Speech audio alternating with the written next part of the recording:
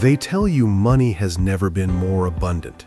Trillions created with a keystroke, balance sheets exploding, charts going straight up. And yet, somehow, you feel poorer. Rent climbs, groceries sting, saving feels impossible. One surprise bill can still knock the wind out of you. That's not a coincidence. That's the system working exactly as designed. Because here's the uncomfortable truth. Money can be everywhere and still feel scarce to almost everyone who touches it. And to understand why, we need to rewind to the moment money stopped being what you think it is. For most of human history, money was limited by something physical: gold, silver, land, things that were hard to dig out of the ground. Scarcity was built in. That ended quietly. In the modern system, money is not found, it's issued. And most of it is not printed, it's typed into existence. When a central bank prints money, it doesn't fire up a machine and rain cash on the streets. It creates reserves, digital credits, numbers that live inside the banking system. Those numbers don't go to you, they go to banks. Here's the first illusion. People imagine money printing like water flooding the economy evenly. It's not a flood, it's a drip, and the drip starts at the top. Central banks buy assets, government bonds, mortgage securities, financial paper. They swap newly created money for existing assets. So the first people who touch the new money are the ones who already own assets: banks, governments, large institutions, financial markets.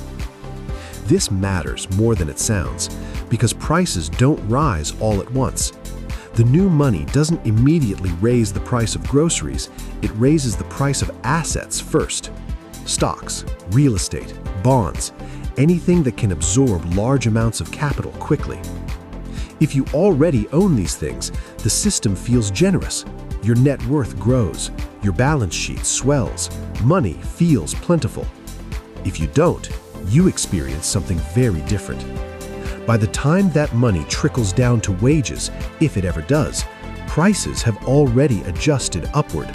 You don't feel richer, you feel late. That delay is the quiet engine of modern inequality. It has a name, the Cantillon effect. But you don't need the term, you've lived it. You saw house prices double while your salary crawled. You watched markets celebrate stimulus while your bills got heavier. Same money, different experience. Now here's where the story gets darker. Because money today is not just created by central banks, most of it is created by private banks through debt. When you take out a loan, the bank doesn't hand you someone else's savings. It creates new money on the spot. A deposit appears in your account. A loan appears on their books. Money is born as debt, and debt comes with gravity. Every dollar created this way must be paid back with interest, but the interest is not created at the same time. That means the system always needs more money tomorrow than exists today. So what happens? More borrowing, more expansion, more pressure to grow. Growth stops being a choice, it becomes a requirement. And when growth slows, money tightens. This is the second illusion. People think money printing means abundance forever. In reality, it creates cycles of expansion and contraction that feel like whiplash. When times are good, credit flows, money feels loose, everyone relaxes. When risk appears, credit freezes. Banks pull back. Suddenly, money vanishes from daily life, even though trillions still exist on balance sheets. It's like standing in a rainstorm under a glass roof. Water everywhere, none of it reaches you. Now, layer inflation on top. Inflation is often described as prices going up. That's not wrong, it's incomplete. Inflation is money losing its ability to buy the same things over time. And here's the part no one says out loud. Inflation doesn't punish everyone equally. If your income adjusts with inflation, you feel it less. If your wealth is tied to assets that inflate, you might even benefit. If your income is fixed, slow, or fragile, inflation is a quiet tax that compounds every year. Central banks know this. They also know they can't stop printing without risking collapse. Governments rely on cheap borrowing. Markets rely on liquidity. Debt relies on refinancing.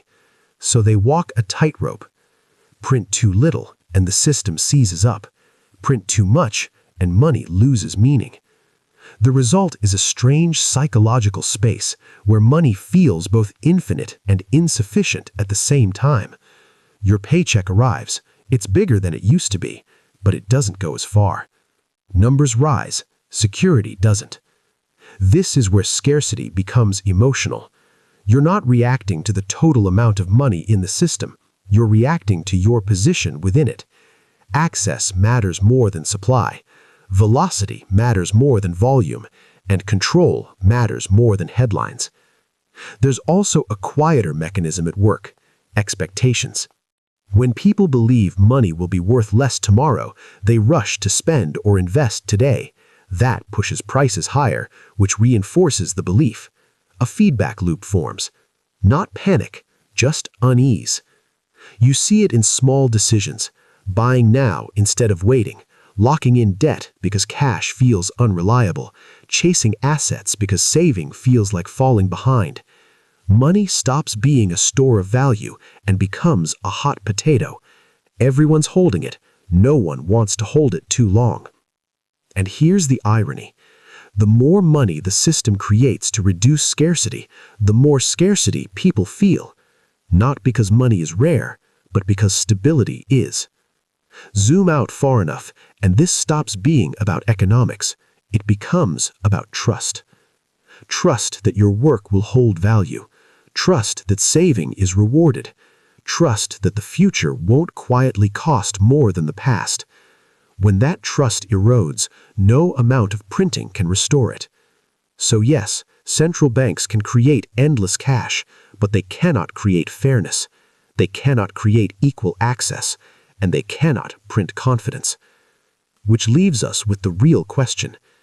If money is abundant, but security is scarce, if wealth grows, but stability shrinks, and if the system depends on more money tomorrow than